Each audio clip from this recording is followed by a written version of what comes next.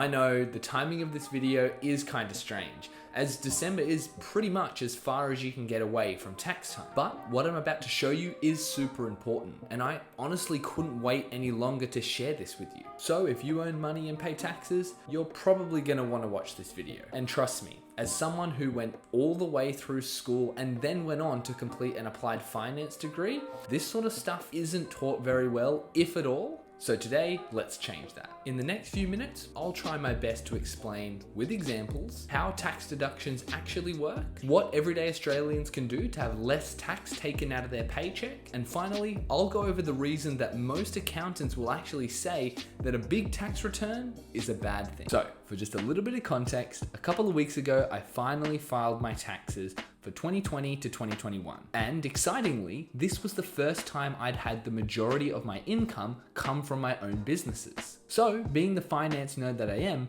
over the last few months, I've been geeking out over all of the deductions, structures, and strategies that are available to business owners. And because I literally won't shut up about this stuff, I've been talking about tax a lot with my friends and family. But in doing this, what I've come to realize is that there's a lot of misconceptions when it comes to tax returns / refunds, tax bills, and tax filings that really need to be addressed. Now, if you've been following the channel for a while, you'll probably know that we've already had to do some myth busting when it comes to tax. And if you haven't watched those videos, I would highly recommend you do so. But regardless of the specifics we're talking about in the video, when it comes to tax, things just aren't explained properly. So that's what I'm trying to do today. Let's start with an example. This is Alan. To be honest, he's a pretty hopeless sort of guy, but somehow he's managed to earn $73,000 as a salary, and on top of that, he has an additional $1,000 that he's earned through dividends. Now, this is his yearly pre-tax income.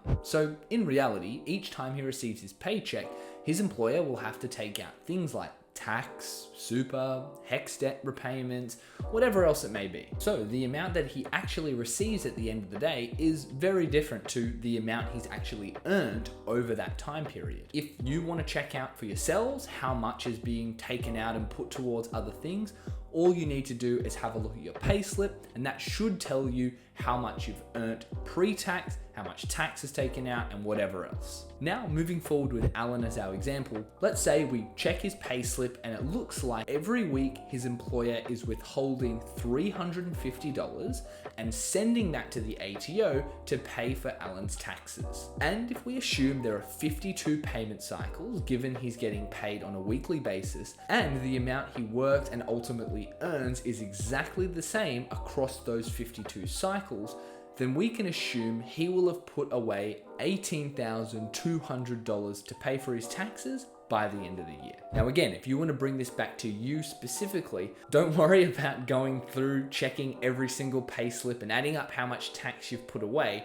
At the end of each financial year, your employer should provide you with what's called a payment summary, and it'll give you the total amount your employer has sent to the ATO on your behalf across the entire year. But going back to our example for a moment, you may think $18,200 in tax sounds like a lot. So let's see whether or not, given Alan's income, if this is actually how much tax he has to pay. So first we need to combine all of the income he's earned pre-tax. So that comes to $74,000. Now, if we simply plug that number into the guide here, and if any of you are confused, this is the guide that we use to explain how much you actually have to pay in tax, or how big your tax bill will be given your pre-tax income. So if this is looking a little bit confusing to you, you might want to go and watch the other video which will explain it. But if we plug it in, you can see that he actually only owes $14,517. So what we know at this point is throughout the year, through Alan's employer,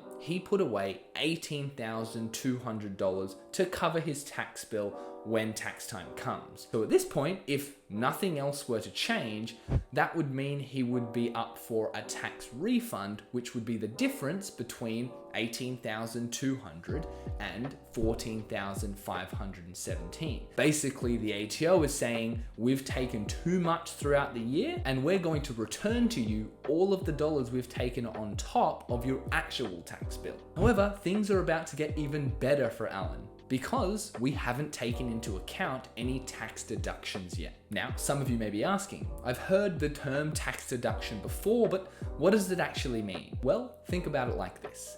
The government is really only interested in taxing your income that you can use to do other things outside of earning that income. So if you'd earned $5,000 selling hot dogs, could you really say that all of that revenue could now be spent on things outside of selling hot dogs? No, because there are costs that go into actually setting up something like that. You have the hot dog cart, all of the ingredients, and assuming you added up all of the costs that were involved to sell the hot dogs, and they equaled $3,000, then in reality, the amount that you can now spend on things outside of actually earning money to sell hot dogs is only $2,000. And so that is the amount that the government is going to want to tax. And this same concept applies to all types of income. Say you had a normal office job where you earned $50,000 a year. If that job required that you drive between two of the offices, or required that you used your own personal mobile phone to make calls, well, if your employer didn't reimburse you to cover the car cost and the additional phone plan costs to do those work-related tasks,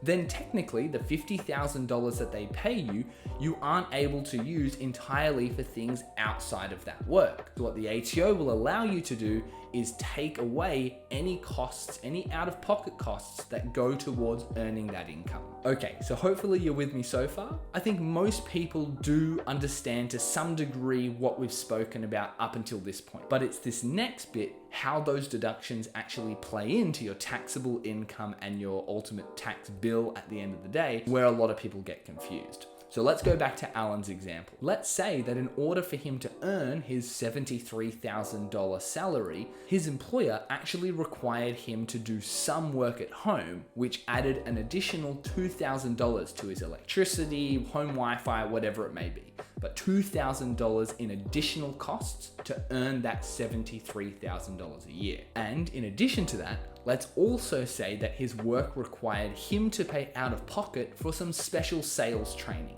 and that cost him an additional $3,000. So now, instead of his taxable income for that specific job being $73,000, what we have to do is minus those costs, those deductions, which would lower his taxable income. So that'll bring his total taxable income for the full year to $69,000. So now, if we put $69,000 into the diagram, you can see he now has a tax liability of $12,892. So to sum it all up, if we were to ignore the Medicare levy and any other deductions, rebates, or offsets, given Alan has already paid $18,200 to the ATO, he would be eligible for a $5,308 tax refund. Now, very quickly, I just want to reiterate those numbers. Although in this example, the sales training and the working at home expenses were required, it really only meant that Alan saved $1,625 in tax. But in order to do that, he had to spend $5,000. Now, the reason I bring this up is I know that a lot of people, including myself in the past, have thought that a $1,000 tax deduction means an extra $1,000 come tax time. But it simply doesn't work like that. All deductible expenses do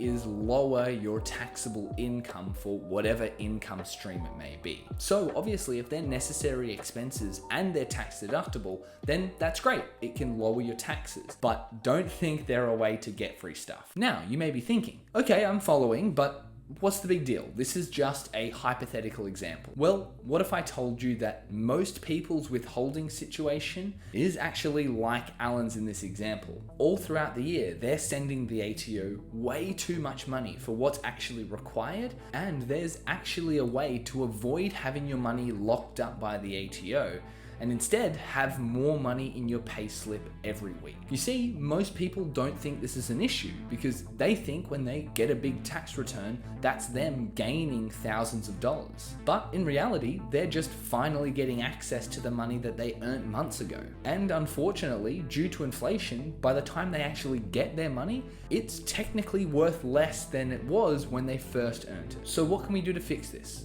Well, first we must understand why it happens, And fortunately, it's actually not as sinister as you may think. Look at it this way. The reason most of us don't have a $13,000 tax bill at the end of each year is because our employers are slowly, out of each paycheck, paying money to the ATO so that at the end of the year, we're not left with a gigantic bill. The only problem is, the system that determines how much tax is taken out each pay cycle can't predict the future. They don't know exactly how much you're going to have earned by the end of the financial year because no one does. Casual workers can pick up or give away shifts, they can increase or decrease their hours, and full-time workers, they can take unpaid leave or receive a promotion or work overtime, and all of these things impact how much income we earn in a year. So to make sure people aren't left with tax bills at the end of the year, these systems will usually over withhold so that in case there is any increase in income,